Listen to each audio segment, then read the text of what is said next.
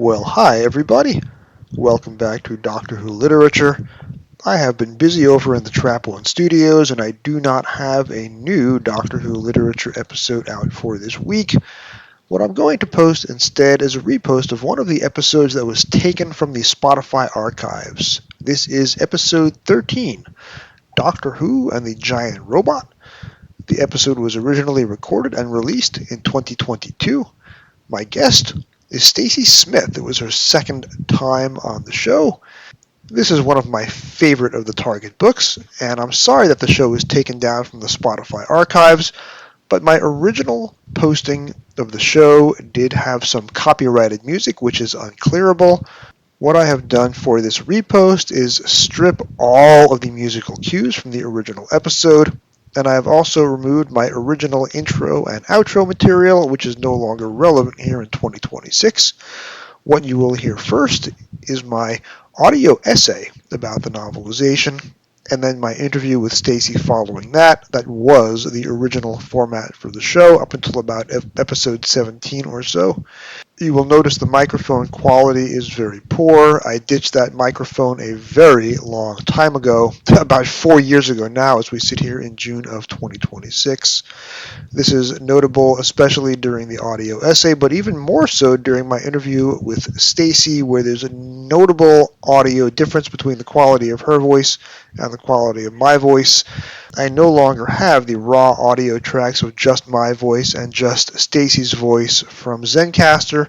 Those were lost as part of the files that were never recovered from my hard drive crash, so I am not able to go back and remix that audio from scratch. What we have is what we have.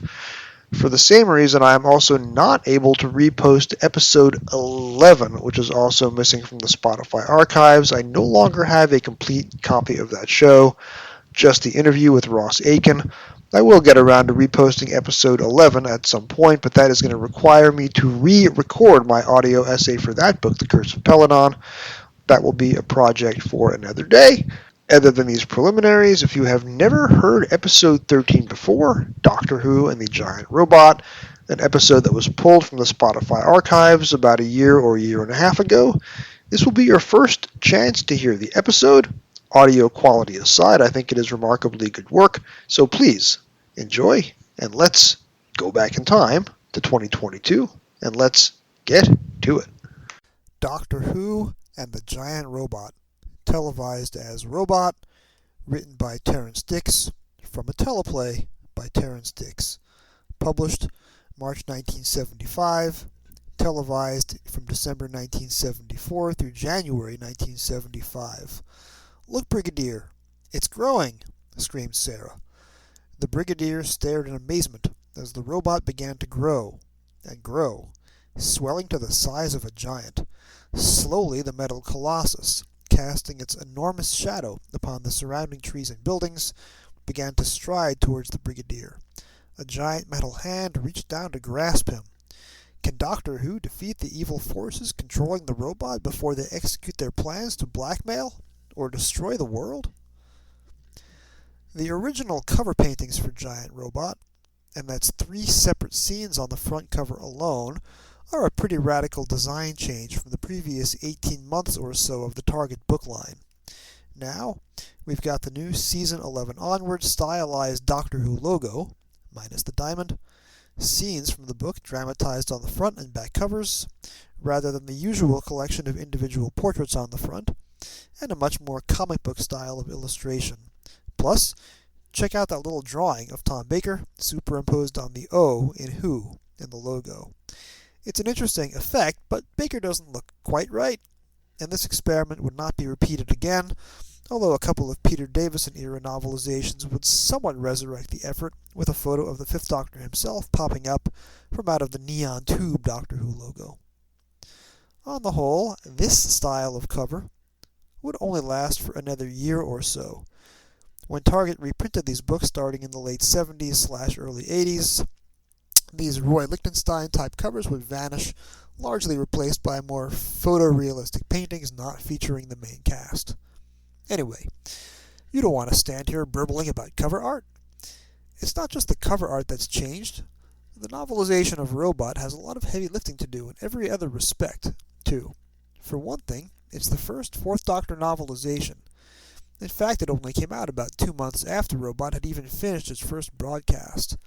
This makes it the quickest broadcast to novelization transfer up to this point in the target line, which is funny, because it came out immediately after the novelization of the Moonbase, which, at 8 years behind, was the slowest broadcast to novelization transfer. But not only is this the first novelization of a Tom Baker story, it's also the first book to feature Harry Sullivan, his debut story, in fact, and the first novelization to feature Sarah Jane Smith, and the first novelization without interior illustrations. Sadly, after this, we'd have to wait nearly another full year to see another Tom Baker novelization, with Terror of the Zygons being novelized as Doctor Who and the Loch Ness Monster in January 1976. So my guess is that, for a certain segment of UK fandom, this book got read a lot during that 1 year wait for the kids trying to get their new Tom Baker fix. How well does Giant Robot do, introducing all these changes? Well, that question is answered by pointing to the name Terrance Dicks on the cover. To put it flatly and objectively, pretty awesomely well. In short, this is a lightning-quick read, the shortest target to date, but not a juvenile read. Terrance gets in more than his usual share of witty jabs and quotably concise descriptions. One thing I wondered about, picking up the book again, was how well Giant Robot was going to capture the uniquely physical and larger-than-life performance of first-season Tom Baker. Pretty darn well, come to find out. There's a lot of Baker's physical presence on screen, which is not here, all stuff that Baker and/or director Christopher Barry worked out in rehearsal, where the book is adapted from Dix's earlier original scripts. So there's no jump roping with Harry Sullivan. There are no non-verbal flourishes like Tom wearing a jeweler's loop or lying back in a Land Rover with his feet up. And no Baker ad-libs like, "Why is a mouse?" when it spins. Baker's first scene in Part 2 sees him lying supine in the unit lab and speaking through the hat covering his face. This scene is included in the Part 1 material in the book, and regrettably features no hat talking, because Dix hadn't scripted it that way. But what's also surprising is how much of Baker's performance is in here. Even though it's based on material written before Baker acted in the show, you can read the printed words in Baker's voice and not be missing all that much. The Fourth Doctor is actually introduced via flashback, with the Brigadier recalling the regeneration a few days after the fact, and getting us up to date on the Pertwee swan song Planet of the Spiders, the novelization of which is still several months away. Dix takes this as an opportunity to remind us of the two Doctors that he's written for already.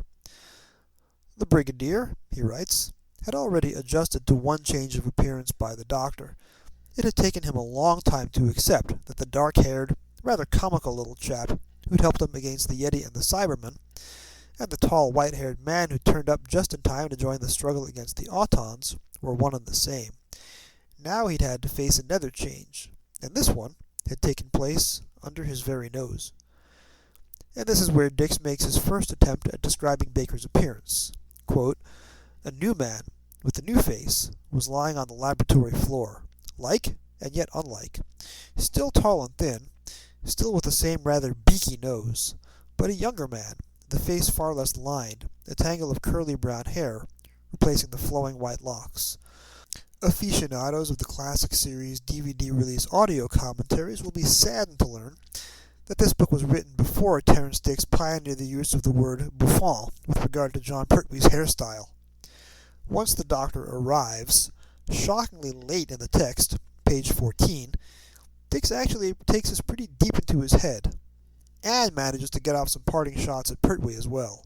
Quote, "For a moment he stood there in his striped pajamas, as if uncertain what to do next.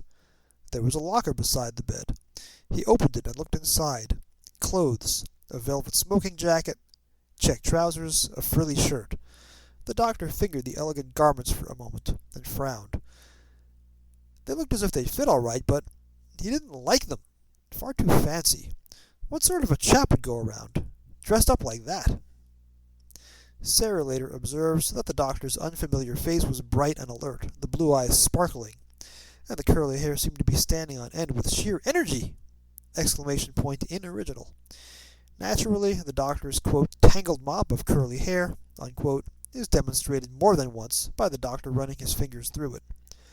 After a brief costume change montage, not quite as prolonged as what we got on TV, Dix debuts his description of the doctor's standard outfit for the first of many, many times. Quote, this time he wore wide corduroy trousers, a sort of tweed hacking jacket with a vaguely Edwardian look, and a loose flannel shirt. A wide-brimmed floppy black hat and an immensely long scarf completed the ensemble. The multicolored aspect of the scarf is quite some time away, but Dix admits that the outfit did at least bear a passing resemblance to present-day dress. Baker's screen presence shows up here, in a scene written before anyone knew what Baker could really do with the part. So what are we looking for, Doctor? The doctor was sprawled in the back seat, hat over his eyes, and apparently asleep, but his answer came immediately. Harry Sullivan is taken with the sea change that occurs between the doctor's clowning in the first half of Part 1 and his more serious take-charge nature in the second half. Quote, it suddenly struck him that this was a very different doctor from the wild eccentric who had jumped out of the hospital bed a few hours ago. For the first time Harry glimpsed the keen mind, the powerful, dominant personality under that flamboyant exterior. There was obviously far more to the doctor than met the eye. While this paragraph in isolation seems a bit to tell, don't show, there are plenty of other examples in the book of Dix showing the doctor's power, dominance, and flamboyance, all without obvious signposting. This book is also where we meet Lieutenant Harry Sullivan, unit medic, for the first time. Dix includes Harry's character brief directly in the text. Quote, he was a big breezy young man with a square jaw, blue eyes, fair curly hair, and a hearty manner. Sarah thought he looked rather like the hero of a boy's own paper adventure yarn. He immediately made you think of Biggles or Bulldog Drummond. Of course, the Harry that we got on TV was a muted version of what the character was supposed to be, a brawling young man, capable of picking up the action mantle, in the event that the Fourth Doctor was cast as a much older actor. That went away when Tom Baker and his immense physicality got the part, and Harry became a bumbling one-season-and-done accessory instead, an afterthought to Baker's and Liz Sladen's remarkable double act. But courtesy of the original scripts, Dix here is able to tell us briefly what Harry might have been. Quote, Harry Sullivan was a powerful young man in top physical condition. In his service days he had often boxed for the Navy. He advanced determinedly on the doctor, quite prepared to use force if he had to. After all, it was for the patient's own good. Dix clearly sympathizes with Harry's getting caught up in the doctor's madcap adventures, as Harry is convinced that he left the Navy, quote, for something very like a lunatic asylum. Of the three regulars, setting aside the Brigadier and Benton, Sarah's portrayal is the most curious. Dix indicated in various DVD interviews and commentaries that he really didn't understand the character, being more used to writing for Jo Grant during her screaming and bumbling days. Here he writes Sarah as lamenting, I'm very keen to get away from all this women's angle stuff, and if I could come up with a really good scientific story, and one is not quite sure if he's empathizing with Sarah's women's lib brief or slightly mocking her. We never get a description of what Sarah looks like, either, even though this is her first book too. Sarah's big role in the Part 1 material is to develop an interest in Think Tank, of whom more after the break, and coax the Brigadier into authorizing a pass for her to go there, take a tour, and write a story about their frontiers of science research. Of course, because this is a Doctor Who episode with a little time for the main cast to go off on unrelated frolics, Think Tank will turn out to be the big bad of the piece, and Sarah is rightly suspicious of them, leading up to her discovery of the robot itself at the Part 1 cliffhanger. In the hands of the correct writer and actress, which on TV were Terrence Dix and Elizabeth Sladen, this is potentially strong material. In the book, though, written before Liz Sladen's input in studio, we can see that Dix didn't quite have Sarah Jane Smith the character's best interest at heart. She gets put back on her heels twice by Think Tank's dynamic duo of evil, the director Miss Winters, and her assistant, in the book PR flack Arnold Jellicoe, whom Sarah at first mistakes for the director. Quote, Sarah was furious with them and with herself. It had been foolish for her to assume that the man was inevitably the director, but she felt that the two of them had expected the mistake and were using it to put her in her place. Later, Winters and Jellicoe discover Sarah's lack of hard science training and use the tour to bombard her with impenetrable scientific data. When Sarah then turns the table by sneaking into the abandoned robotics lab that just happens to hold the key to the story, it's strike 3 on the intrepid Miss Smith. Sarah faints at the cliffhanger moment here, buried inside Chapter 4, and then when she comes to and is more formally introduced to the robot, she screams as it advances upon her at the end of the chapter, screaming and fainting all at the same time. Thankfully, Liz Sladen didn't play the role that way on TV. No fainting, and really no screaming, and because Sarah made such a strong impression on the portions of the young viewing audience, who later went on to produce and write the show, she got to come back and return to the new series and headline her own spin-off. If Liz Sladen had merely acquiesced to the screaming and fainting, then we might have been deprived of that future. After the break, writing for Sarah Jane aside, Terrence does what Terrence does best: contemporary spy thrillers with a slight sci-fi twist and with tongue firmly in cheek. A new body is like a new house. Takes a little bit of time to settle in. As for the physiognomy, well, nothing's perfect. Have to take the rough with the smooth. Mind you, I think the nose is a definite improvement. As for the ears, well, I'm not too sure. Tell me, quite frankly, what do you say to the ears? Well, I really don't know. Well, of course you don't. Why should you? You're a busy man. Yeah. You don't want to stand here burbling about my ears, neither here nor there. I can't waste any more time. Things to do, places to go. I'm a busy man too, you know. Thank you for the most interesting conversation. Must be on my way. There's absolutely no question of you leaving, Doctor. Now you go back to the infirmary, the sick bay, get into bed and stay there until I say that you can get up.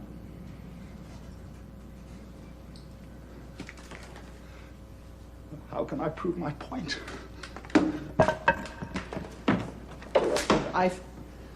I feel I ought to warn you, Doctor, that there's grave danger of myocardial infarction, not to speak of pulmonary embolism. Yes, I should. Mother, Mother, I feel sick. Send for the doctor. Quick, quick, quick. Mother, dear, shall I die? Yes, my darling, by and by. 1, 2, 3. In publication order, this is the first novelization to lack internal illustrations. I knew this wasn't the end of the line for illustrations because I clearly remember them from books published shortly after this one. Doctor Who and the Green Death, I'm Looking at You, or rather will be in a couple of weeks. But Giant Robot is now lacking the familiar illustrations by Alan Willow credit on the copyright page. My thinking is that because Giant Robot follows so closely on from the airing of its parent story, barely 2 months between the broadcast of Part 4 and the release date of the first edition, there just wasn't time for Willow to work his usual magic. None of the books released after 1975 will carry interior illustrations, so we've reached nearly the end of the line for this phase of the novelizations, and that's going to be a pretty big loss. Before the break, we talked about how Terrence Dix handled his first time out with this Doctor, Sarah, and Harry. So let's spend a little bit of time talking about the rest of the book, which is based on Dix's own script, which he once referred to as an affectionate homage to King Kong. The TV serial has a special place for me in my fandom. At age 11, I was homesick from school one day and watched the last 9 minutes of Robot Part 1, which I'd recorded onto VHS while summoned away on a late family errand the night before, pretty much on endless loop all afternoon. In my head even now, whenever Patricia Maynard as the evil think tank director Miss Winters says, "I'm not sure you should know about that, Miss Smith," the I'm is always partially cut off because that's exactly where my recording began. Anyway, if you're asking me to be objective about Robot, not gonna have it. You want to complain about Christopher Barry's direction, the Action Man toy tank in Part 3, the floppy prop doll standing in for Sarah Jane in Part 4, I don't care. This story rocks. Dix's prose style, which sails by crisp and smooth even in much shorter books, is on top game here. It's got another of his evocative opening sentences. It moved through the darkness, swift and silent despite its enormous bulk. The best opening sentences always start with it, right? The soldier killed by the robot in that opening scene spends the last paragraph of his life complaining about the cold and boredom of guard duty. because Terence likes to lampoon the banality of Doctor Who's numerous red-shirt soldiers in their final moments. Charmingly, Terence writes all the dialogue of his story's eponymous robot in capital letters. This is a clever editorial device, and also lets you know the book is being written with tongue planted firmly in cheek. I am experimental robot K1. My eventual purpose is to replace the human being in a variety of dangerous tasks. It introduces itself. Jerry Davis will, if memory serves me right, repeat this trick for portions of the Cyber Controller's dialogue in his coming novelization of The Tomb of the Cybermen, that character also being played by the impressively loud Michael Kilgariff. You get pathos with the robot, though, too. Slowly, the robot swung round to face Sarah. Lights were flashing agitatedly on its forehead, and Sarah could have sworn that she could see the anguish in its great metal face. This book also allows Dix the space to do something that's always interested in him, discuss politics and political figures. As the last story of the Barry Letts era, an era that mostly took place on near-modern-day Earth, and which usually figured mid-level politicians as secondary bad guys and prominent subplots, Robot is very much in keeping with its predecessors. While the only, quote, man from the Ministry in the story is Harry Sullivan in disguise, the bad guys are the SRS, the Scientific Reform Society, the group of radical government-funded scientists who feel as if the government would work better if they were in charge. I'm sure the SRS, as devised by Dix in 1974, owes more than a little to the SDS of the late 1960s. There's a kernel of truth to the SRS, especially in the person of Professor Kettlewell, the robot's inventor, brought to life so perfectly on TV by Edward Burnham with his wild gray hair tangles and subtle hand tremors. Dix introduces Kettlewell as he, quote, puffed furiously at a stubby pipe, sending out a shower of sparks that threatened to ignite his bushy beard, which, by the way, is one of the great Terence Dix one-sentence descriptions of all time. Kettlewell was shown dropped out of society to develop alternative, i.e. green technology, but by Part 3 is revealed to be the mastermind behind SRS, rather than merely a harmless crank. While we know today that everything Kettlewell says about the environment is correct, most of the SRS are shown as fascists, willing to use their threat of nuclear holocaust to advance their aim of preserving the environment. It's hard not to feel sympathy for Kettlewell, though, even though as Terence, half lovingly and half mockingly, describes his grand scheme. A complete turnover to pollution-free power that would put a stop to the gradual destruction of the ecology of our planet. He was quite undeterred by the fact that the proposed changes were so enormous that it would take a world dictatorship to put them into effect. Kettlewell does learn the error of his ways. Quote, Sarah could tell by the expression on the little man's face that the ruthlessness of his associates was having a shattering effect, and has time for poetic regret before the robot inadvertently kills him. Dix writes, reluctantly, Kettlewell pressed a series of controls. The digital clock above his head clicked into life. The numbers began to count down. 599, 598, 597. They seemed to flicker across the screen at tremendous speed. With a sense of rising horror, Kettlewell thought he had never realized how short a second really was. 590, 589, 588. Busily, the numbers flickered on, ticking away the life of the planet in measured seconds. When Sarah is smuggled into an SRS rally during the Part 3 material, she observes that the everyday faces around her are afire with terrifying fanaticism. That's another classic Dix modifier, by the way, terrifying. Right up there with strange or terrible or gleaming. And there's another Marie Celeste reference, speaking of Dix favorites. Miss Winters and Jellicoe, the two think tank villains and high-ups in the SRS, also benefit from Dix's keen eye for writing bad guys. Jellicoe is nervous and fussy, and combed his thinning fair hair carefully across a spreading bald patch. Miss Winters never wasted words, and finds that Jellicoe gets on her nerves, and that's just in their opening paragraph alone. You can pretty much figure out their story arcs just from that one paragraph. Later on, Sarah refers to Miss Winter as a, quote, strange woman, because strange, Terence Dix. She's also in the end quite mad, Miss Winters acted almost without thinking. If she couldn't have victory, she would have revenge.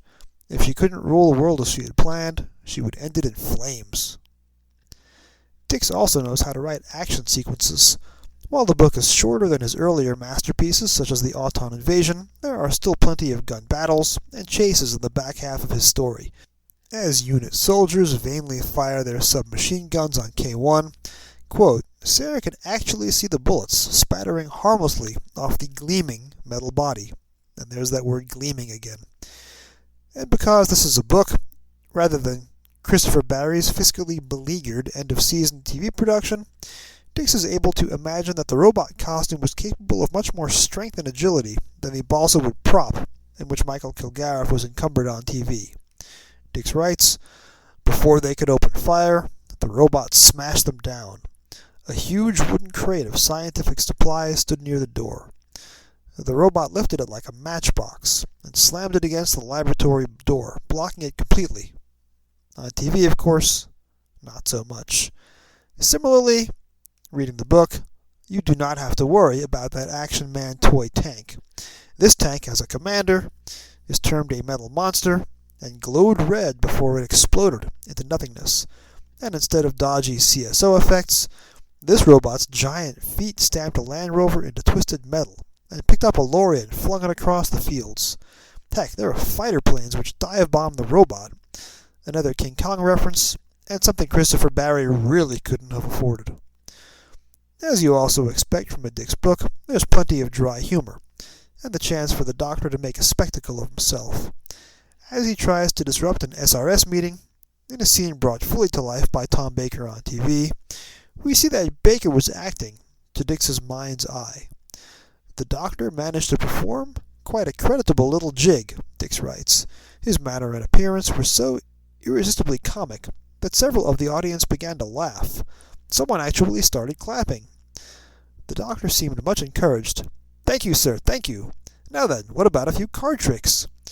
He produced a pack of cards and sprayed them up in the air in a kind of fountain, catching them neatly and shuffling them back into the pack. Miss Winters was furious. The carefully built-up atmosphere had been completely destroyed by this mountebank. He seemed perfectly capable of keeping these fools happy until the Brigadier arrived to lock them all up. In terms of scripted material that was cut for TV, there is surprisingly little here.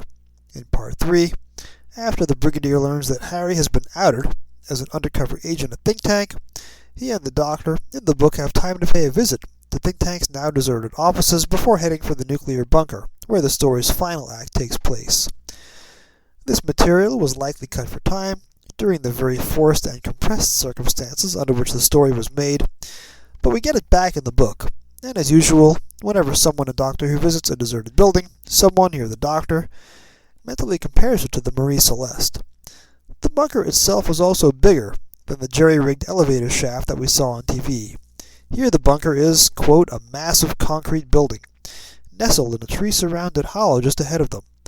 It was built in the shape of a squared-off letter U, its two long wings linked by one short one, which was crowned with a tower. The concrete path led between the two arms of the U to a massive metal door, which formed the only break in the concrete facade. Terence later reminds us that the bunker was obviously made of no ordinary concrete, too. The countdown clock inside the bunker in the book is set to a leisurely 600 seconds, which equals 10 minutes, as Terence helpfully tells the younger readers. That was lowered to 300 seconds on TV, presumably as Christopher Barry felt that 10 minutes was too slow for a fairly fast-paced four-part story. In the original script, the nuclear missiles whose launch codes are stolen by the SRS belong to the various European nations. But on TV, someone, probably brand new script editor Robert Holmes, changed that to the three superpowers, the US, the USSR, and China. Terence in the book also predicts that one of the new African states has just gotten atomic power, too. Moving from novelization to plain old effective storytelling, Terence milks every bit of emotion out of the final Dr. Sarah scene. Sarah is disconsolate after the Doctor destroys the robot. In the new series, this scene would have had the companion defiantly reject the Doctor's solution and end on a note of sad ambiguity, but that's not really in Terence's playbook. He writes, he produced his key and opened the TARDIS door. Come with me, Sarah? Sarah looked at him. The very idea was ridiculous, of course. She had deadlines to meet, commitments to honor. If she went off in the TARDIS, there was no telling where or when she'd end up, or what kind of terrifying danger she'd run into. She looked at the doctor. His whole face was alight with mischief and the joy of living. Come with me? He said once more. Sarah smiled. All right, she said. The doctor beamed. After the doctor and Sarah persuade Harry to come along, at the last minute the Brigadier gets the final word, after the TARDIS vanishes. The Brigadier sank down upon a stool. Well, bless my soul, he said indignantly. He's off again. And so he was. And so he was. But not us.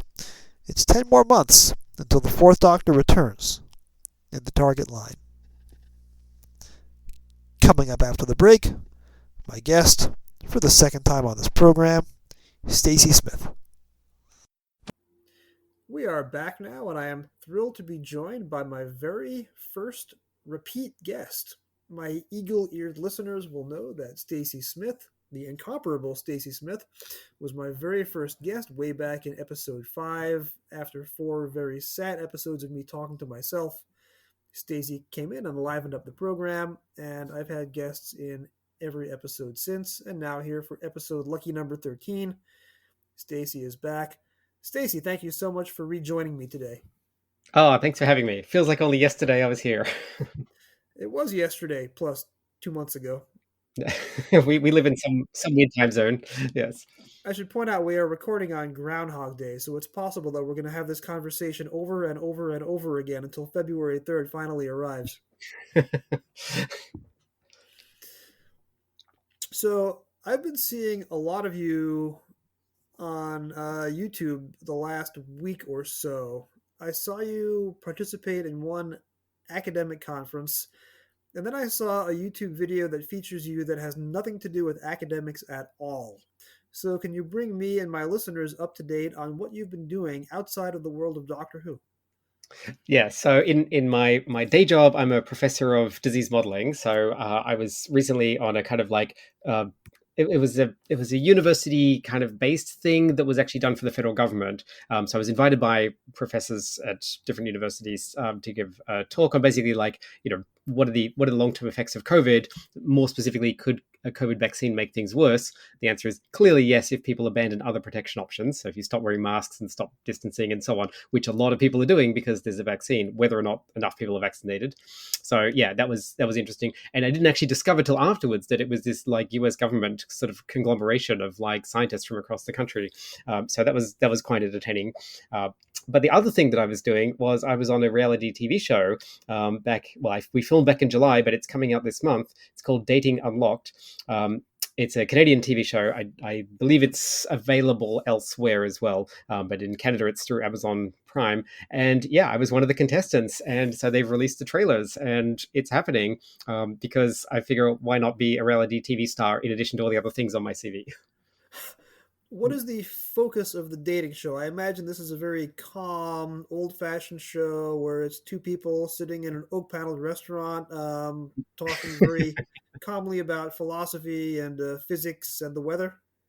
I'm not sure I ever went on one of those dates. Yeah, no, this is an LGBT dating show, and it's for Out TV, which is a sort of subsidiary of Amazon Prime, and so it's it's a bit lascivious. There's not just sitting in oak paneled rooms chatting about philosophy. There's I think you see from the trailer there's on screen kissing and clothing removal and stuff. And yes, I was in a bikini, doing a painting, and it was yeah. So yeah, fun things were happening. Considering that most of my television watching over the last year has either been Doctor Who or the glacially paced Book of Boba Fett, that trailer was definitely a little more risque than what I'm used to. Yeah. I really wasn't sure what to expect either when I turned up. So I just I found this by just applying online. I was on a dating app and they said like, hey, do you want to be on a reality TV show? And I was like, what the hell? And the only thing I had to do was record 2 3-minute videos. And I was like, I record videos on Zoom all the time for my classes. So sure, I'll give it a go. And I turned up and I asked everyone else, I was like, how'd you find this? And they all said, my agent. And I was like, what do you mean agent? And it turned out this is how young people today break into TV. They do reality TV shows and their agents find them a thing. And I was like, I'm just some rube from the internet. I just applied out of the blue and got it. And so, yeah, I think they're actually quite happy to have me because I had quite a different CV to the rest of them, because they're all talking about fashion and TV, and I'm talking about science and polyamory and things that I'm interested in. So you were the one person who showed up without an agent and a list of demands, and Exactly. Yes. Yes. There were no green jelly beans. you didn't have your own stylist. I did not. No, I actually I did my own kind of like, basic hair, and then they kind of like worked what I did into something much more impressive, because I'm fairly new to makeup and hair and stuff like that. So I was really out of my depth. So I'll have to say that out of all the episodes that I've done for the show and all the guests that I've had, this is only the second episode that I've done with a guest in the same time zone as me. And you're actually a repeat guest. The last time that you appeared, you were actually on the opposite side of the international date line. And one of the things I enjoy talking about with you is that you and I are never in the same time zone twice, because I persist in my humble existence in the Eastern time zone, where you continue to roam the planet. Where are you this time, and where were you last time, and where will you be next time? So yes, I am actually a home, such as I have a home in Ottawa. So yes, I am on Eastern time for the moment. Anyway, I was in Australia until about 2 weeks ago. I'd gone to Australia for a couple of months actually, because I sort of thought, well, it's where I grew up, so I went back for to visit friends and family. But I thought, well, it's harder to get around these days, so you might as well go for longer and make it worth it. So yeah, I spent a really decent amount of chunk there, and then I was foolishly teaching from Australia on Canadian time. So my classes were 2 in the morning, 3:30 in the morning, midnight, and 5 a.m. That was my week for 2 weeks before I Oh left. my goodness. So yeah, it was a nightmare. And then we were doing job interviews. So the job interviews were happening between 6 and 8:30 in the morning, and I'm trying to be on the committee assessing candidates, going like, I have no idea what my name is, let alone what questions to ask. So yes, and then I probably hopped on a plane and then flew across the world. So yeah, the jet lag has been very strong. So yeah, I don't know where I'll be next time. At a conservative estimate, as if you do anything conservatively, how many countries have you visited so far? Oh, it's probably around 50 something, I think. I did travel nonstop for 2 years. So I was on sabbatical and I was all over the world. I mean, I did a number of repeat ones. I worked in Cameroon twice during this period, but yeah, I was here, there, and everywhere. I have a tattoo on my leg where I'm coloring in all the countries I've been to. So that's been very fun to do. Kids, don't try that at home. Yeah. No, really. Pay for good work. It's worth it. For my purposes, I've been to 5 countries on 2 continents over 6 decades, with my first international trip back in the 70s. So I have a long way to go. I think you're pretty safe from me ever catching up with you. That's true. I guess my first international trip wasn't until 1995 when I moved to Canada. So you had a head start on me there. And then I visited you in Canada, I think in '97, when you were in That's right. Hamilton, if memory I was in serves me Hamilton. right. Yes. Yeah. And we watched a very grainy nth generation reconstruction of the Savages. That's right. And put everyone else to sleep. But you and I, we were hardcore. We hung on. Our significant others were both there on the same couch, and I think one of them lasted until episode 2, and the other one was out within about 10 minutes.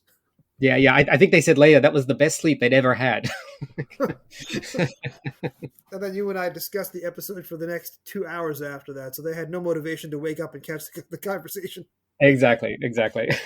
Good times. And speaking of well traveled, your copy of the book that we're discussing today, which is Doctor Who and the Giant Robot, also has an interesting travel pedigree. You and I were talking about this last time when I booked you for this week. Tell me a little bit about where that book has been and what sort of travel markers it has acquired. Okay. So back in Australia, when I was about, I think, 10 years old, my father came home one day and he said, "Oh, yeah, Peter Davison is in the next suburb over signing books." And I was like, "What?" And he said, "Do you want to go?" And this was very unusual. Like, we didn't go on outings like this. So the idea that I was getting to go, I mean, I just thought he might be telling me he's here and I would have been happy with that. And he said, "Oh my God, I get to go." So my dad took me to see Peter Davison. And I was like, "Oh my God, Doctor Who is here." And he was the Doctor currently. And so that was incredible to me. And so I stood in line and my dad said, "Why don't you bring a book?" And so I grabbed a book. And I remember I grabbed The 10th Planet. I don't know why, but I the 10th Planet. And when I got there, they were selling books. And my dad said, "Oh, you know what? you can buy one. Like, I'll pay for you to have a book. And I thought, oh my God, I get to have a new Doctor Who novelization. This is amazing. Like, this is already the best day ever. And so, I lined up, I looked at some books and I chose an appropriate book. And I went up to Peter Davison and I presented him with Doctor Who and the Giant Robot. And Peter Davison looked at it and he looked at the cover, which doesn't have a picture of him on it. It just says the robot. But he looked at the cover and he looked back inside. And he looked at the cover again and he looked back and he said, "This isn't one of mine, is it?" And I said, "Nope." Because to me, at 10 years old, the Doctor is the Doctor. I mean, I was like, well, I liked the robot. So, I'm like, mm-hmm. And I'm just like, I'm kind of sort of thinking like, maybe I've made a bit of a faux pas, but there's nothing I could do here.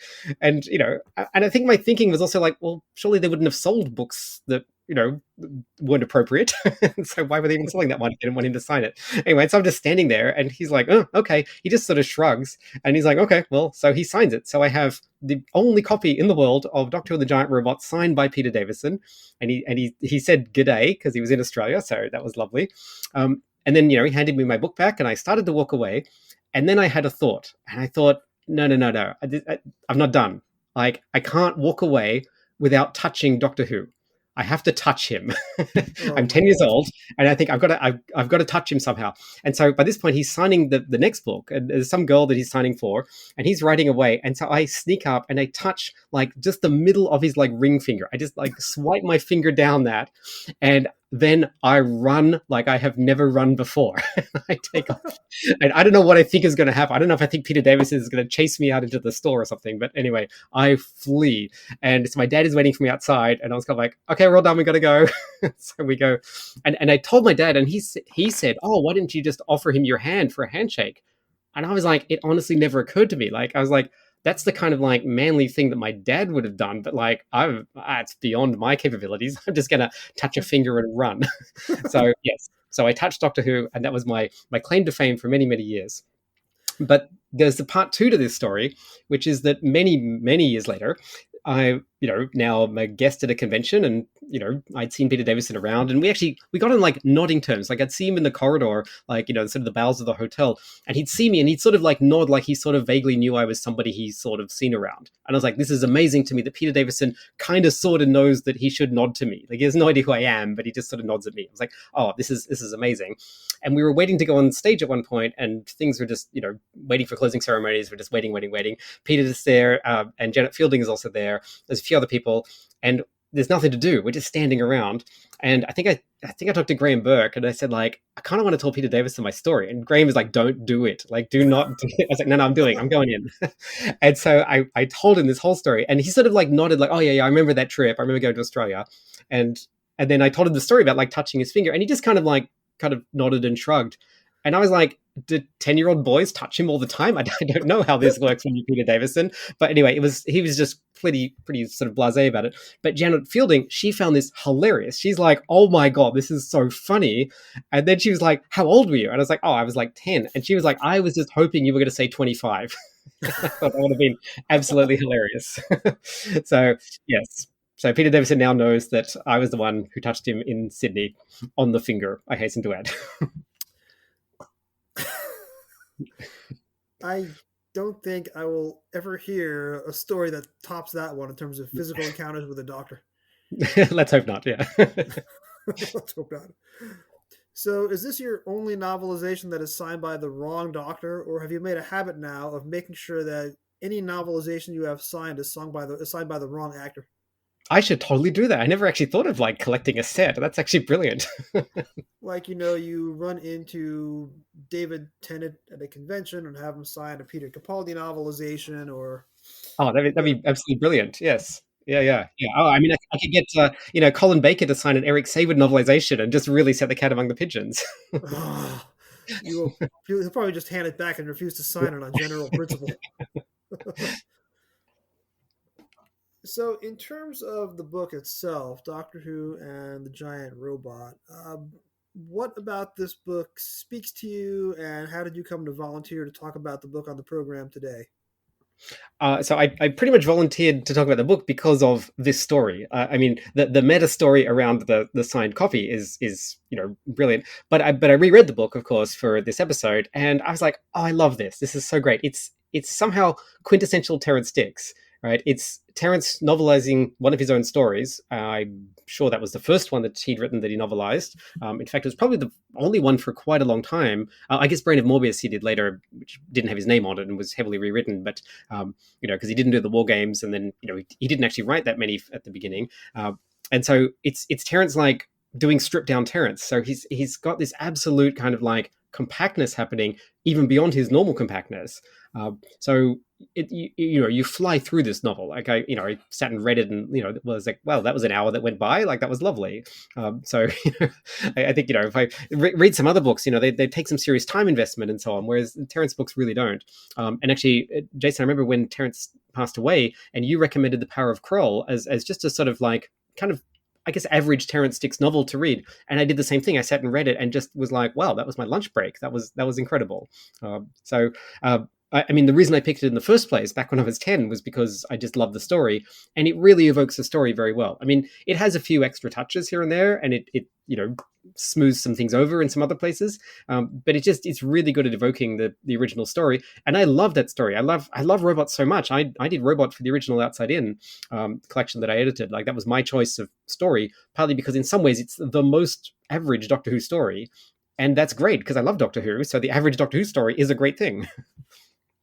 But kind of the way that you had Peter Davison sign your Tom Baker book, Robot is Tom Baker starring in a John Pertwee story. Because it's made at the end of season 11. It's the only non-John Pertwee episode of the season. In fact, I think it was filmed at the exact same time as Planet of the Spiders. So this is a unit story. You've got the Brigadier and Sergeant Benton, and you have the same unit set, and you have the Fourth Doctor driving Bessie for the only time. So if you have the wrong Doctor signing your novelization of the book, it kind of fits because this really is a John Pertwee story.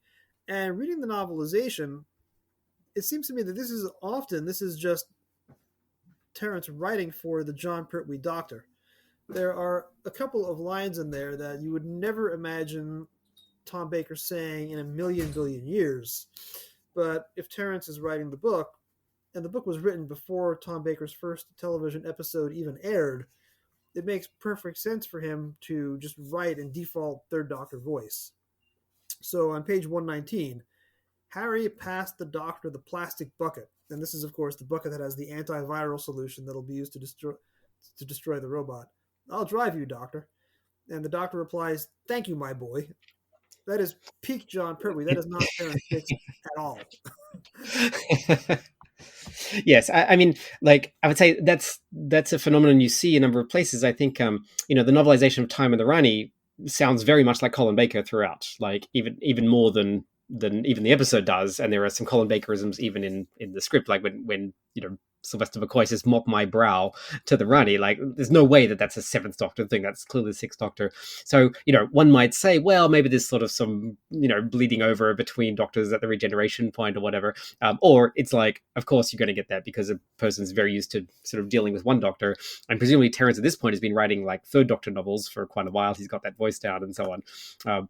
So, yes, I mean, I would say that's mostly true about it being a Third Doctor story, except that when you take out John Pertwee's Doctor and you put in Tom Baker's Doctor, is really different in lots of ways. Like, it's got the structure of the Third Doctor story. It's got Unit. It's got like they're running around the countryside, and there's like a homegrown menace, and it's got all that stuff. And yet you change the leading character and you change it for Tom Baker, and it completely changes the tone. I think that like what the Doctor is doing is so different from what his predecessor did, and I think the novelization echoes this because I mean almost half the book is episode 1. I mean, there's a lot of time spent on kind of like establishing this new Doctor and kind of like people's reactions to him and so on, and kind of all the thoughts about like, oh yes, yes, he really is the same guy, like they're sort of like working through their adjustment to the regeneration, which is sort of deeper in the novelization than it is on screen. Whereas the later 3 episodes are sort of more just a transcript of what happened, on TV. But I think that the amount of care that Terence has put into kind of like establishing this is sort of probably where everybody was. Is like, is this even going to work with this new guy? And then also like, what the hell is this new guy doing? Because it's amazing. So this book was basically rushed to market, right? It is filmed, I think, in June 74, and the TV episodes aired December 74 through January. Book has a street release date of March. That means it was probably finished and edited and sent to the galleys before episode 1 or part 1 even airs on television. Mhm. So let's break it down then. What do you think? And I realize this question could potentially have a very, very long answer. What were Tom Baker's biggest attributes as the Doctor? In other words, when you're sitting down and trying to think what makes Tom Baker the Tom Baker Doctor rather than Colin Baker or Peter Capaldi, what are his hallmarks or top attributes? So I think the fundamental thing about Tom Baker is that he comes at it from like just a bizarre angle, right? It's like he's making acting choices and kind of like inflection choices and stuff in a way that is very alien. And I think in many ways, like we didn't really think of the Doctor so much as an alien until Tom Baker. Like he was sort of like this trickster figure kind of thing. And I mean, he wasn't even explicitly alien for a while in the early days, but then like he doesn't get read as an alien, and particularly in the John Pertwee era, he doesn't. He's very very human.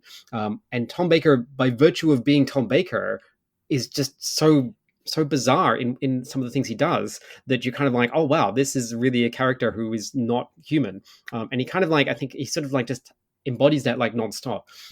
So I mean, one of my favorite things about this character, it really is like right in this very story at the beginning when the Doctor is kind of he's being all eccentric and like they did the costume change and he's a Viking and they dropped the clown from the novelization, which is too bad.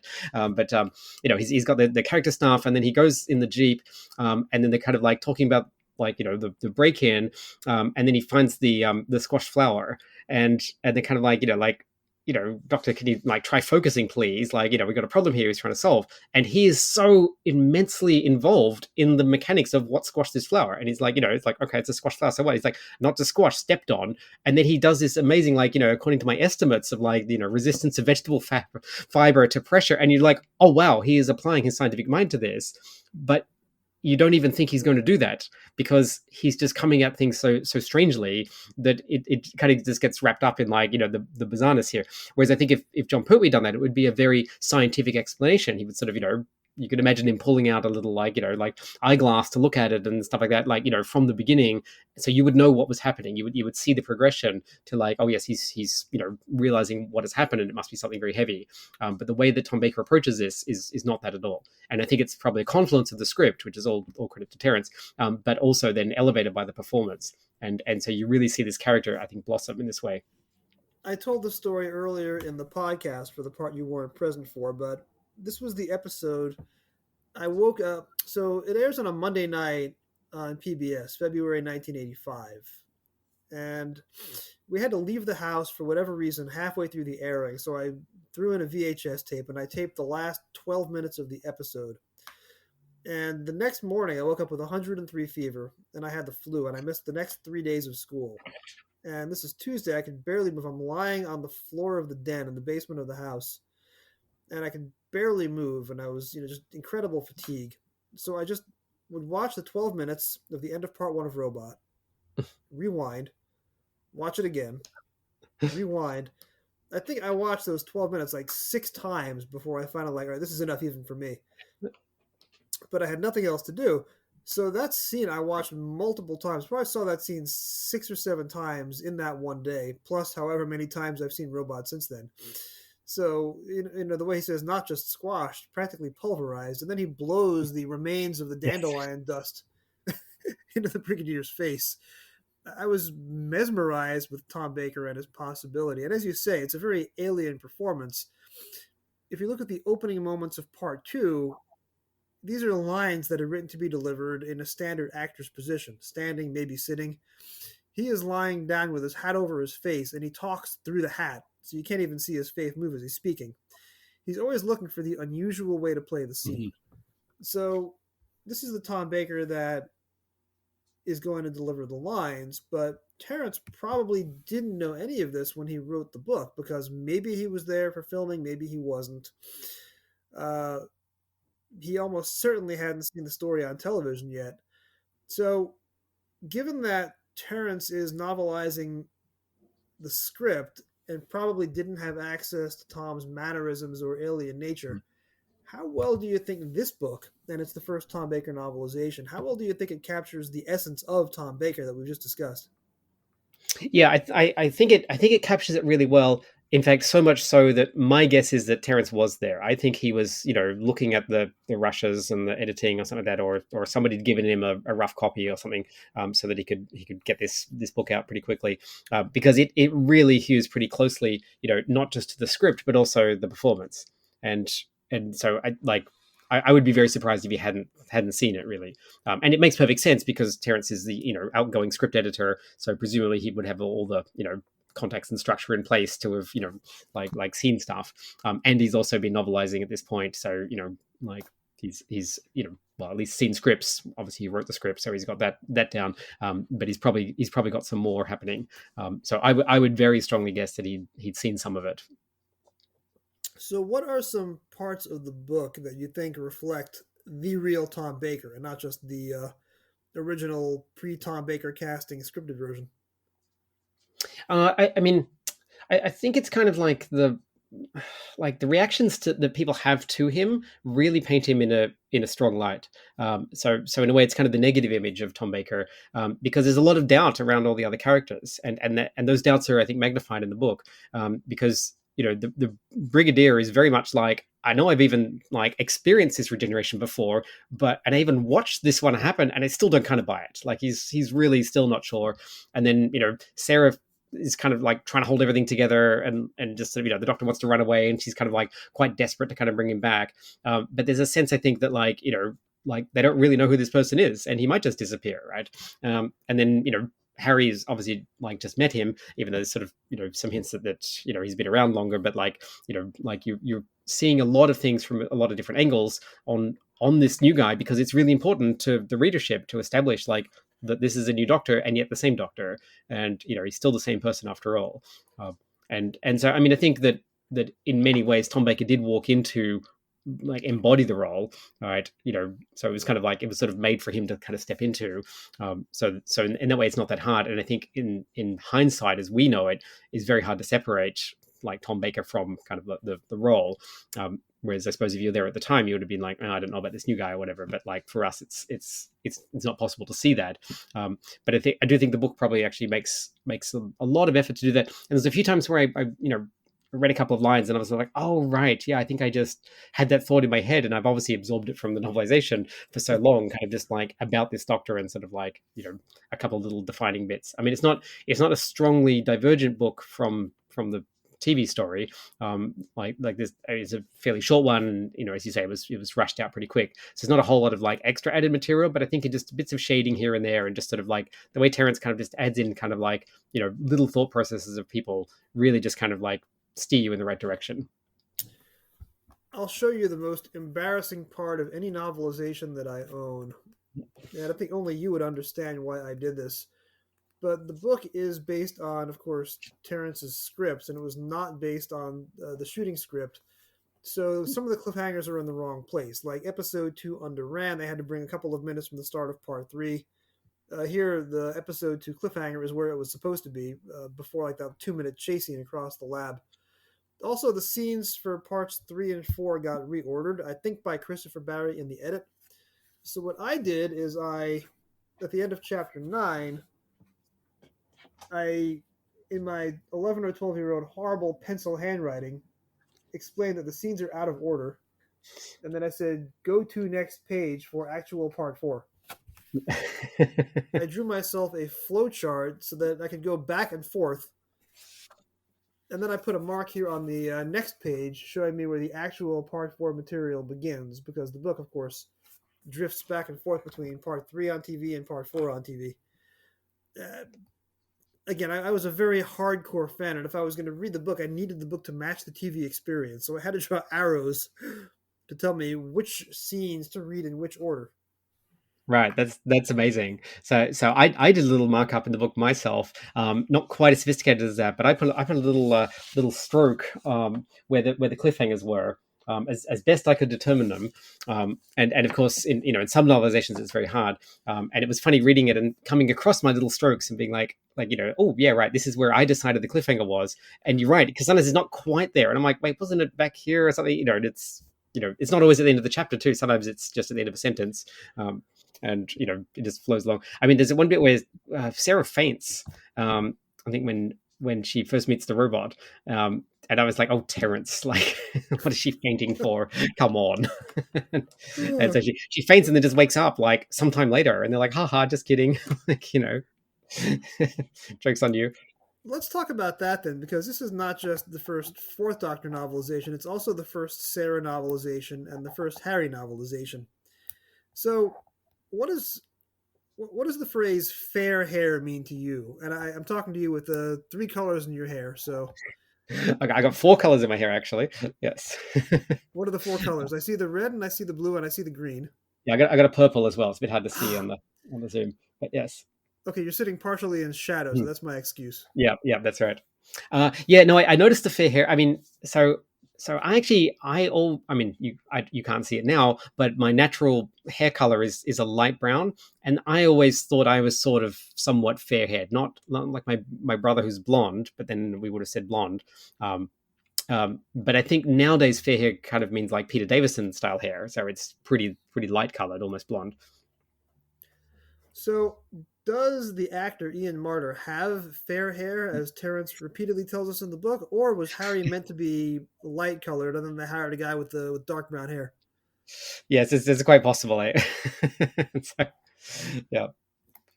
And you talked about Sarah fainting, and I noticed that too. I mentioned that at the top of the podcast when I'm breaking down the text of the book. Do you think this is where Terrence just was not sure how to write for a strong feminist character, and Liz Sladen comes into the table read and says, "There is no way that I am fainting in this scene," and changed it during filming? Or do you think that Terrence went back and added that in because he didn't know what else to do with a strong female character? Okay, that's actually an excellent question. I don't think it was in the original script. I don't have perfect recall, but remember they released that season 12 script book with all the different versions and so on, and I don't recall the Sarah fainting from that.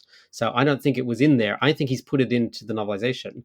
And I think Terrence being Terrence, he's probably gone, oh, yes, of course, she can be all this women's lib person and so on, but of course she's going to faint at the sight of a monster because that's what, the Doctor Who girl needs to do. I can just imagine his thought process doing this. And so I'm convinced it's an extra add-on later on. Interesting. So sort of like a Terrence Dix bonus feature. Exactly, yes. Because obviously at this point in the television series, Sarah has already kidnapped the Doctor, faced down a Sontaran, survived several dinosaur attacks, survived the Daleks, survived whatever those strange underground Exolonians were supposed to be, met the Ice Warriors, faced down Agador, met Alpha Centauri, had a spider on the back, and met a white actor playing a Tibetan monk, which I still can't figure out. After all that, how is Sarah going to be terrified by a robot? I mean, in character context, in terms of Sarah Jane's own personal biography at this point, she would never faint at the sight of a 7-foot tall robot. She's seen a lot worse. In my headcanon, it's a clue about the oil on the ground that she's found, and she slips on the oil and knocks her head on the ground. So that's why she's unconscious. Is a delayed reaction to banging her head. Okay, that makes sense. Yes. We'll go with that. And other than the hair color arguably being wrong, how do you think the book captures Harry? Because again, this is the first Harry book, and Harry was meant to be, this brash, two-fisted young man who was going to be the Ian Chesterton to a planned older actor playing the Fourth Doctor. And then, of course, they cast the very physical Tom Baker. Harry becomes unnecessary and quits at the end of his contract. If this were your first exposure to Harry, how do you think he comes across as an independent character? And how do you think he's a reflection of the way Ian Marter played the role? Yeah, I think the obvious thing coming out of this novel is that Harry's the comic relief. Right. And so, like he gets to be the James Bond disguise infiltrator of Think Tank and he's sort of like guilelessly like excited by this. And, he's kind of just a bit goofy and so on. And I think, if you don't have Ian Marter's voice in your head when reading Harry, then that's kind of all there is. Right. And I think that, comic relief is an excellent position for him, because although Tom Baker's Doctor can be very funny, he's not the comic relief, right? He's the driver of the events. So comic relief is a great role, but I think Ian Marter brings an extra layer that actually makes Harry extremely likable, and also very sympathetic. I think even when given some pretty sexist lines and stuff like that, and pretty old fashioned kind of views, that don't necessarily hold up these days. But because Ian Marter is himself a very, very likable actor, and just sort of has this sort of very solid appeal, those kind of work. Whereas I think if you're just reading the novels, you'd sort of be like, all right, yeah, it's just it's more like the Roy Castle or something in the movies. And so if we're going to go with Ian Chesterton metaphor, yes, with Roy Castle doing the Roboman march, always half a step out. Yes, exactly. In Dalek's Invasion Earth 2150. Yeah. Yeah, I think Ian. So Ian Marter and Liz Sladen had incredible chemistry, and even though he's delivering one sexist line after another, the way that he delivers the lines almost apologetically, and the way she stands up to him, the two of them got along great in real life. And when you watch the scenes, it doesn't really bother you, or at least it didn't bother me, that Ian is this retrograde right-wing regressive who thinks a woman's place is in the kitchen. That's probably the realistic reading of the character, but the way the two of them play it on screen, it just doesn't come across that way at all. And you forgive Harry for saying all these old-fashioned and sexist lines. Does it come across the same way in the book? Can you forgive the character of Harry for saying these things, or does it need an Ian Marter and a Liz Sladen and their acting genius to make the lines sellable? Yeah, I think that Ian Marter and Liz Sladen factor definitely helps, right? So that definitely makes these things more palatable. I think overall it's not as big a problem as it could be, because he's always shown to be wrong, right? It's like he says these sexist things, but they're really just there so that she can stand up to him, and she does it expertly, and so she just is constantly kind of knocking him down. And I think there's a bit in this book where she does that, and I can't remember what she says, but it's something punch you in the nose or something like that. And so, and you're just like, okay, yeah, cool. Right. It's like, I get why it's there. It was 1974, right? They want to show a strong woman. So the way to do it is to have this old fashioned guy, and then she's more modern and she knocks him down. It's, it's a pretty obvious binary in some ways. And so it basically works because I think the tenor of the story is never actually giving him any serious weight. It's not like, oh yes, we actually believe that women's places in the home, right? It's more like, no, we're just putting up this kind of straw man argument so that she can knock him down. And I think that's why it works. And the book, mostly it works too. And the thing is, for all I criticize Terrance Dicks for kind of, being a bit of a dinosaur sometimes, when, which he self-admittedly was, because he very much claimed that no, the role of the companion is to scream and ask questions. And he was very, proud of that. And yet he doesn't skimp on it, right? It's like, I think he's aside from the fainting, he's not actually undermining Sarah in other places. Like she's actually, a strong feminist, and she goes off and does things, and gets into adventures and so on. And it's a very good story for her. I mean, essentially, she has this nemesis, which is Miss Winters, and and it's interesting that she's got this sort of female villain to go against. I mean, I always find that it's a bit cringeworthy, the bit where she meets Winters and Jellicoe, and then she tries to shake the wrong hand, and I sort of feel like, oh, that one just feels like such a kind of a poor setup, really, because it's like, okay, sure, haha, yes, okay, she assumed the man was the director, and on the other hand, it's like, it's 1974. Probably most directors of institutes that the journalist Sarah Smith has met have been men. It's not actually that unreasonable assumption to make in her line of work, and it's both sort of realistic and also I feel a bit of a a cheap shot, I suppose. And there's a really good part of the book on page 30 though, where I think Terrance explains that away better than was done on television. So he writes, Sarah was furious with them and with herself. It had been foolish of her to assume that the man was inevitably the director, but she felt that the two of them had expected the mistake and were using it to put her in her place. Mm-hmm. Smiling to conceal her annoyance, she said sweetly, "Do forgive me. Such a stupid mistake." So Sarah realizes that she's being set up, and they're doing this to her on purpose to put her on the back foot because they already don't trust her, coming from Unit. Yeah. I thought that was actually really interesting, actually, to get that extra shading of oh right, it's it's a ploy on their part to kind of like undermine her, um, and I don't know, maybe I mean I think it was a ploy on Terrence's part to undermine her a bit, right, by putting that in the first place. So I don't know if he's kind of poking fun at himself a bit, maybe. Um, yeah. It is kind of the genius of Terrence, though, because obviously the last time that I had you on, we're talking about Malcolm Hulk, and he invents backstories for all the characters, and he goes pages and pages past the script, and he talks about stuff that would never be on television. Whereas Terrence is by and large just giving you what's on screen, and he's not inventing very long backstories. If he does, he'll only add one or two sentences, but each sentence is perfectly constructed and contains a nice jab at the script or a wrinkle on the script. Mhm. So he's not giving you, four chapters on Miss Dawson and how, people stopped asking why aren't you married, and they started asking why didn't you get married. He's not going to do that, but he'll add a sentence here or a sentence there that'll put a whole new spin on things, and you don't even realize that he's doing it because it goes by so fast. That's my favorite part of Terrence's writing, these little one sentence or two sentence asides that you don't even realize are adding to the mythology.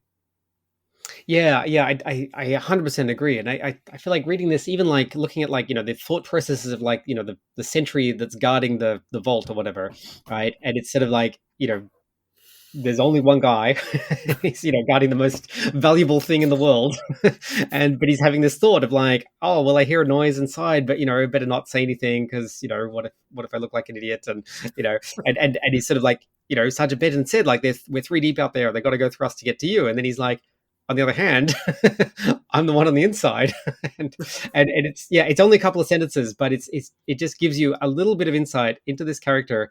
Like you get an enormous amount of bang for your buck, right? You get a couple of sentences, but you get a lot about just this red shirt is about to die. And the similar moment that I like is when the doctor busts into Think Tank in part two and brings the Brigadier with him because he knows what Sarah has discovered. And he knows that they are going to hide the evidence before he arrives because they know he's going to discover it. And he just follows this train of thought, I know, and they know Yeah, I know, and I know that they know I know, and they know that I know that they know. And the Brigadier has to cut him off before he goes on and on and on and on. yeah, exactly. Like you get the sense that the doctor would have kept going until the brigadier cut him off, no matter how long that took.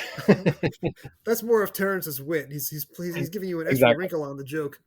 Yeah, I mean, actually, I love that scene too, where the doctor is like going through think tank because like the way that Terrence describes it, he's like some visiting university don, and he's sort of going to a kindergarten, and he's like patting people on the head, and he's just like like correcting things and like making little comments, and it's just amazing because you can just completely imagine Tom Baker just breezing in with like a personality of like sort of radiating 3,000 watts, just wandering around a laboratory, and everybody being like completely thrown off their game, and he's treating it like this fun day out. So yeah, it's really nicely done. So that brings me to my next question. And I'll preface that by saying here we are 41 years past Logopolis. So Logopolis airs March 1981. It is now February 2022, and they are still releasing new Tom Baker novelizations. So last year we get the long overdue paperback cut down release of The Pirate Planet, and it was just announced a couple of weeks ago that they're coming out this summer with the two David Fisher rewrites of the novelizations of Stones of Blood, which is one of the stories that created the career that I have today. If I don't watch Stones of Blood, I don't get the job that I have today. One of those stories that influenced me towards a career in the law. And then you have The Androids of Tara, which did not influence me to become a android maker or a sword fighter or a befuddled priest, but it's still a terrifically fun story in its own right. So we're getting new, well, not new, the audio versions came out a decade ago, but we're getting new print novelizations of the late David Fisher rewriting the Terrence Dix books and making them, more funny, more in line with the David Fisher verse, which is a much more sarcastic and over the top place than any Terrence Dix world. So we're still getting new Tom Baker books more than 40 years after he turned in the hat on the scarf. To what extent, and this is the very first one, to what extent is Doctor Who and the Giant Robot the definitive Tom Baker book? Yeah, it's an establishing book. I don't know if it's a definitive book. I mean, it kind of like it plops the Doctor down and sets him off, and so he hits the ground running, and then we go. I mean, I think there's certainly more sort of depthful Tom Baker like books out there, as well as other Doctor Who scripts and so on.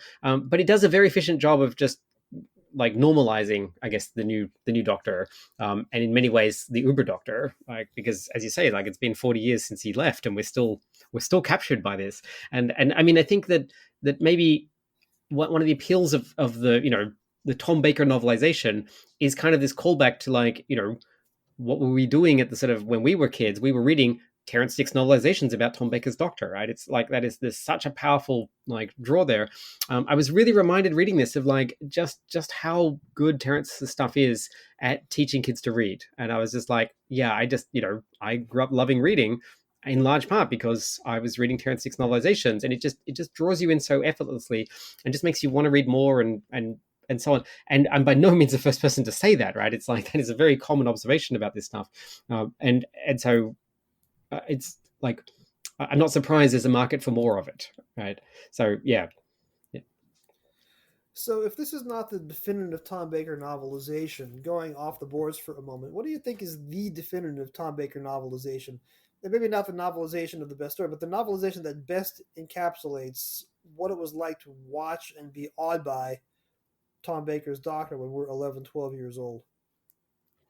Yeah, it's a good question. I mean, it might be Pyramids of Mars, maybe, because that one feels like it goes above and beyond just the script.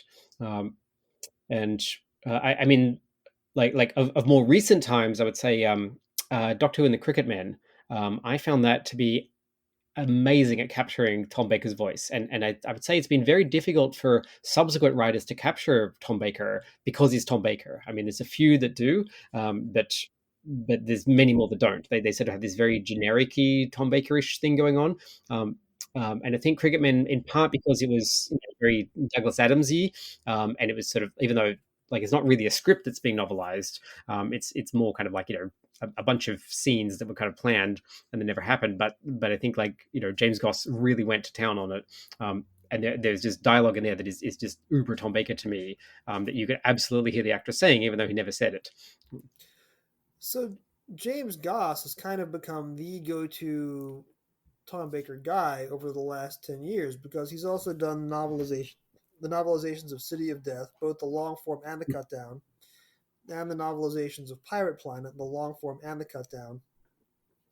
And he did, as you say, Doctor Who and the Cricket Men, which is very meta because Douglas Adams pitched that as a Doctor Who script.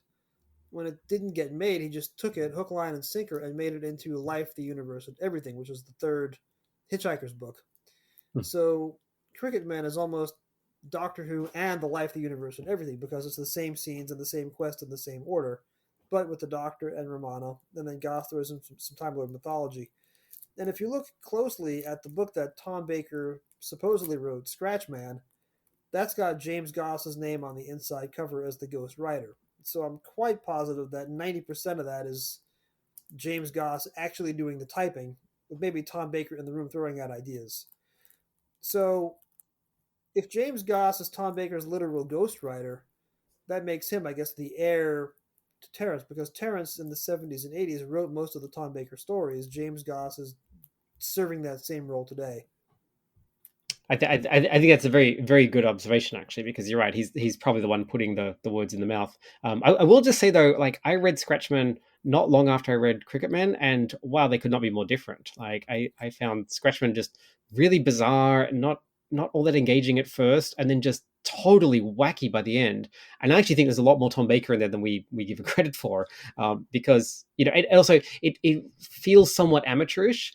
And I say that because Tom Baker is not really an author; he's an actor, and so it actually feels to me like it's a book written by someone who's not really a writer. And then you've kind of got James Goss sort of propping it up, but it felt to me way more like it's somebody who's not really a writer putting together a book who has a huge amount of wacky ideas and doesn't really know what to do with them.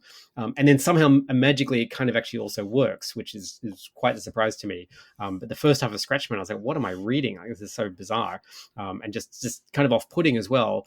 and then it becomes the total trip through Tom Baker's mind that you actually were hoping for all along anyway.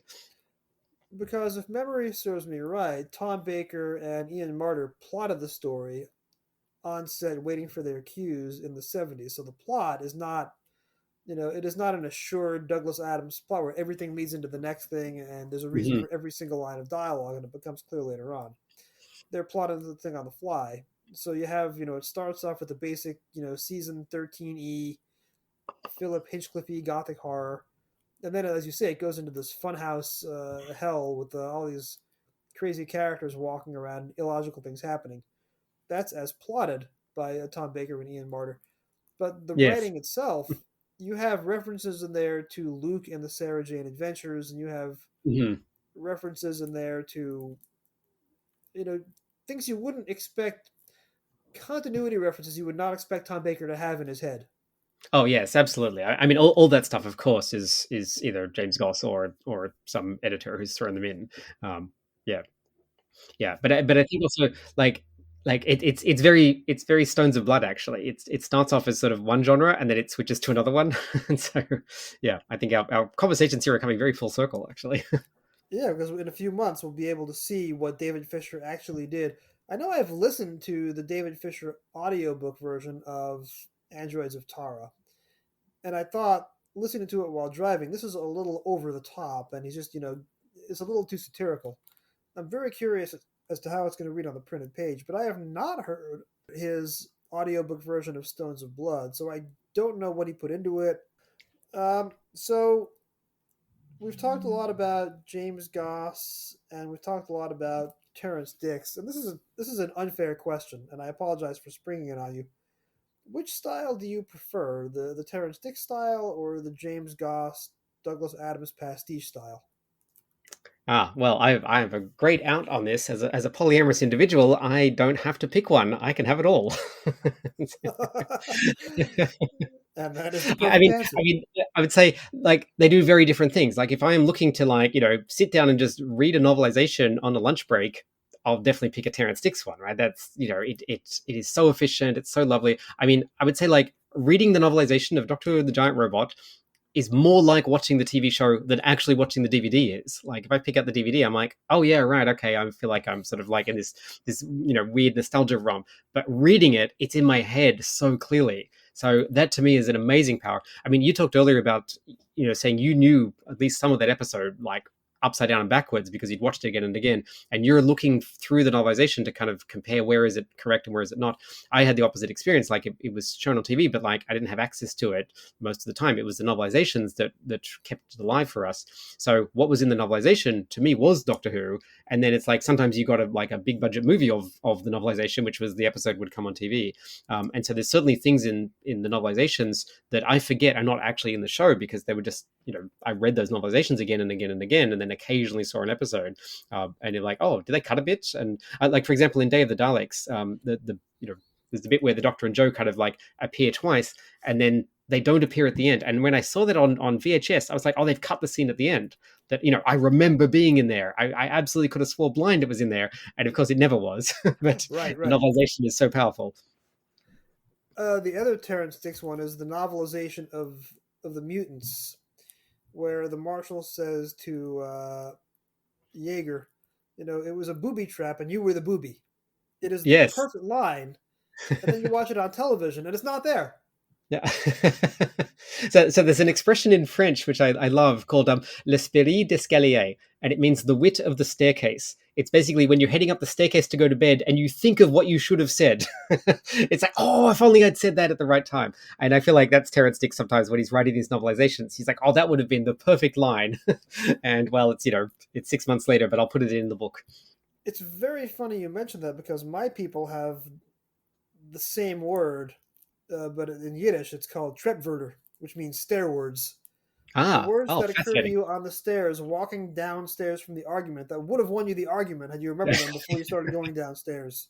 And there's a Right, German right. variant on it as well. I think called Trepwerten. But I guess Wow. that is a phrase that transcends language because the French It, have a word for it, and it clearly so does the does. Yiddish language. So let's segue then into the politics of this book. Speaking of depressing, Robot is Terrence Dicks doing a pastiche of King Kong and the mad scientist, as Professor Kettlewell's hair will tell you. But also at the same time, this is a 1970s John Pertwee era story, so you have the scientists in the SRS, which is almost certainly a play on the American college students' revolutionary group, the SDS, Students for a Democratic Society. So you have Terrence playing on all these real world things. And we think of Terrence as being light and fluffy and not quite as political as Barry Letts. This is, when you read it today, an incredibly timely book, right? Because you have Kettlewell is trying to head off ecological collapse, and we're trying to do the same thing today. You have the near fascist group of scientists trying to take over the world to run things along their lines. And here in real life, we have, scientists or science adjacent professionals like Dr. quote unquote Jordan Peterson and all these American medical right wing scientists who are trying to say that the COVID vaccine is bad and children shouldn't be vaccinated and we're ruining ourselves with these vaccines. You have evil scientists in real life as much as you have evil scientists in this book trying to take over the world. So, to what extent is Terrence Dicks commenting on the politics of 1974? And to what extent is this book even more accurate today than it was at the time he was writing it? Yeah, I mean, I think that the nice thing about Terrence is that he's not really trying to shove it down your throat, right? He's making some observations, and for sure he brings stuff in from the time, and he's kind of like making these commentaries and so on. But he's not doing it with the sort of fervor of Malcolm Hulke, right? You read a Malcolm Hulke book, and you really know the politics, right? They're on the sleeve and everything. Whereas with Terrence, it's kind of like I feel like he's got a tongue in the cheek like all the time, kind of like yeah. Like, I mean, I love that he has that bit about like, Kettlewell, has got this grand vision for like, like, of course the world should be run on, like better principles and stuff like that in terms of like ecology. And Terrence is like, yeah, but who's going to be able to afford that, right? It's sort of like, and you can just imagine that's exactly Terrence sitting in a club somewhere, and somebody says, Barry Lett says like, well, Terrence, we need to like, like stop burning fossil fuels and save the planet. And Terrence going, yes, Barry, but like, it's going to be very expensive. So, and you almost feel like he probably wrote that conversation down in the book, and that to me is very classic Terrence, because I remember when I found out that Terrence Dicks and Paul Cornell became very good friends in the very early days of the New Adventures, and I was like, really, the two of them? Like, isn't one like uber left wing and one is kind of like establishment right wing, but they can coexist. And actually, one thing I always say about like the boomers is they don't mind if you disagree with them, right? That's the one saving grace they really have, is like, they're perfectly happy to entertain completely opposite views to their own, and that is not always the case with the rest of us on the left, because we're kind of like, no, I will brook no disagreement. And so Terrence, and I met Terrence a few times. I had breakfast with him one time. And that was him all over, right? He was sort of like, he's like, oh yes, well, like I have my own views, but whatever. And he was very much in favor of like colonization and things like that you kind of feel like are kind of horrific these days. But he was just like, oh well, the British Empire was a good thing, wasn't it? And it's a window into history and sort of a time that's passed now. And yet, because he didn't really take it all that seriously, you kind of don't really get too worked up around it. And he was born in the 1930s, so for him, that is his frame of reference. And when he's 4 years old, the war breaks out. 4 or 5 years old. So for him, that's just what he grew up with, and it makes perfect sense to him.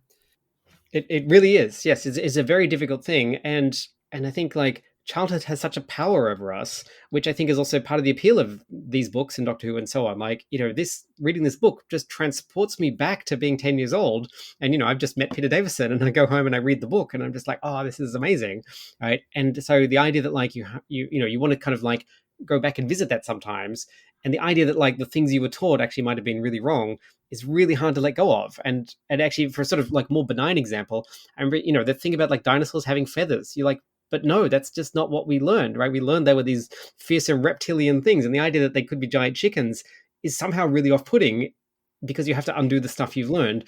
And as a childhood like thing like dinosaurs is like really strong and powerful, whereas I bet like like kids like your daughter or whatever are not like worried about dinosaurs having feathers if that's what they've grown up with now. So it's very it's very dependent on what you've learned and when you've learned it.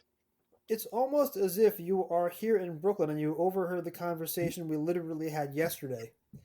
Because literally yesterday on the walk home from school, my kid is lecturing me on geology and Pangea and how the ground that we're walking on in New York was adjacent to Africa millions and millions of years ago, Mhm. and how if you were to travel back in time to this very spot on our block, you would have seen dinosaurs. And I said, right, if you were to travel back in time 70 million years, you would have seen the Tyrannosaurus Rex chasing down and eating a Brontosaurus. And she says, Daddy, there's no such thing as a Brontosaurus. Why, yes, but there was in the 70s. Yeah. So, yeah. And again, there hasn't been a Brontosaurus for decades, but in my head, there's still Brontosauruses. I mean, they're in Invasion of the Dinosaurs, so it must be right. And they're also in Doctor Who and the Giant Robot. I tell you, Brigadier, there's nothing to worry about. The Brontosaurus is large and placid. And And stupid. stupid, as Harry walks in. And stupid. All right, coming full circle to the Brontosaurus, I think this is a good place to jump off. So, Stacey, once again, where can we find you online or on YouTube, as the case may be? And what are your next projects coming out that we should be looking out for? Yes, so I'm not really a public online person. I mean, I have Facebook for friends and so on. But I would say I'm more available through my books. I edit the Outside In series. We're just about to go live with the Twin Peaks Outside In. I'm proofreading it at the moment. But after that will be a classic Doctor Who redone. So and that will be coming out in 2022 because it's our 10th anniversary of Outside In publication. So we're redoing Classic Who. And so I say, yeah, stay tuned for really cool, exciting new takes on classic Doctor Who again, even newer. And I will have a very contrary take in there on a beloved story that I used to love and now hate with a fiery passion. So you can look forward to that as well. And I cannot wait. All right, Stacey, thank you so much. It's been a lot of fun talking about Terrence Dix and James Goss and Brontosauruses with you. And hopefully we'll have you back on in a couple more months for another book. I'd love to.